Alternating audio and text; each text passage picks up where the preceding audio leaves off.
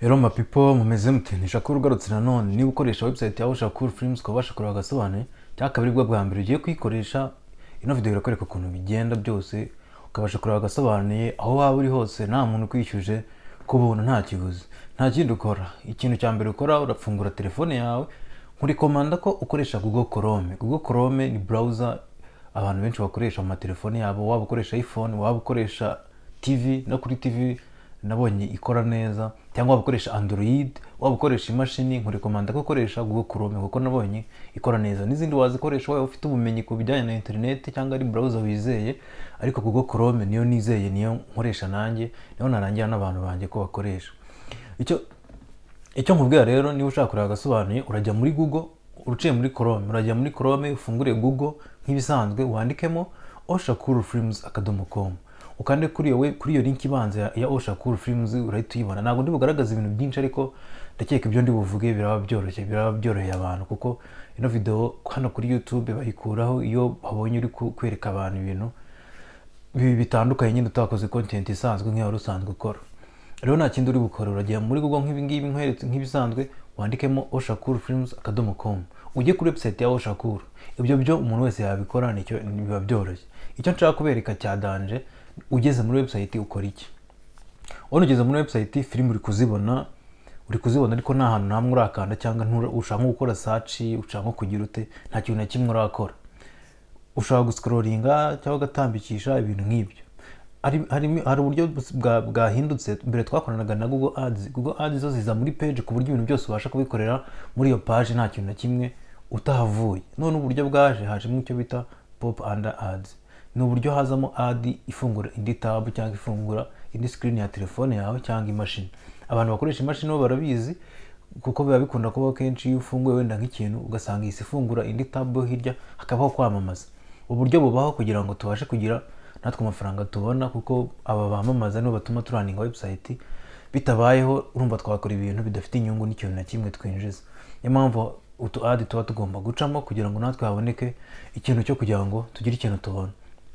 Rero niba ukanze kuri filime igafunguka, niba ukanze kuri filime hagafunguka tab, wenda nk'urugero nk'iyi nakoresheje, nkanze wenda kuri no filime ya Beauty in Black season 2 episode ya 2, mfunguye website, nkanze kuri filime runaka, cyangwa se nkanze no kuri search, cyangwa nkanze no kuri profile, cyangwa nkanze n'ahandi hantu hari hose nakanda, hahita hafunguka tab. Hafungutse no tab ya ibyo ndi kuvuga, ushobora kuba utari kubibona, ariko hafungutse no tab. Ngiye ku byo ndi kureba, hafungutse tab ya AliExpress. AliExpress niba ifunguze cyangwa yagafunguka ikindi kintu bitewe n'ibyo ukunda gusacinga, ni wenda niba ukunda gusacinga ibintu bijyanye n'ubwiza, barafungura website bamamaza ijyanye n'ubwiza. Nta kindi ukora, uraza hano kuri tab yawe, tab menu, hano haba amatab, urumva haba hafungutse indi tab, uhakande cyangwa se ukoreho. Numara gukoraho, uragaruka kuri ya screen ya mbere wari uriho handi muri website, uragaruka muri website. Nugaruka muri website, urakanda kuri filime bisanzwe, nta kintu kiriho, urakanda kuri filime ihita ifunguka. Urakanda kuri filime ihita ifunguka, bishobora kuba nka kabiri, ugakandaho, ukagaruka, ukongera ukandaho, bakongera bakamamaza. Bishobora kuba nka kabiri, ariko niyo formule yonyine, ni ibyo bintu byonyine biba biri kuba, ibiri byo ni ibisanzwe. Rero iyo ukanze kuri watch full movie ugiye kureba filime yose,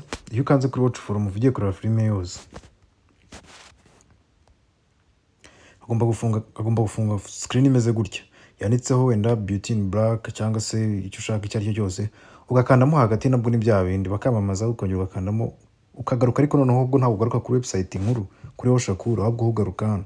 Wenda tuvuge niba nkanze hano bakamamaza, ndagaruka ahangaha hari Beauty in Black, nongere makande, bongere bamamaze, ngaruka hano hari Beauty in Black, nkandimo hagati. Ku bantu bakunda kubetinga ubu ngo tujye guhaha icya noneho mbega bari gukaranya. Niba ushaka gukora ubwo ni ku bantu bashaka kureberaho, niba ushaka gukora download urakandaho, bamamaze nka bya bindi nababwiraga, ugaruke hano kuri Shakur, wongere uhakande, uhita ubona ahantu handitse Beauty in Black season 2, ibintu nk'ibyo, kandimo hagati ukore download.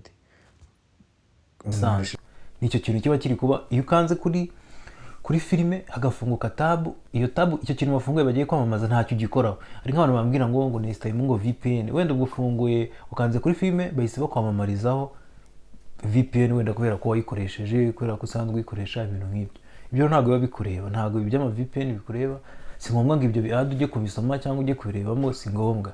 Wowe icyo ukora kanda hano baswitchingira amatab, ugaruke kuri website, inshuro byaba ntabwo birenza kabiri, urumva ntabwo birenza kabiri, kugira ngo ufate umwanya ujye kwirukanka ushaka amafilime, ufate umwanya wawe ujye kurwana n'ibiki n'amafaranga yawe n'ibiki, ushobora gukoresha website yagufasha.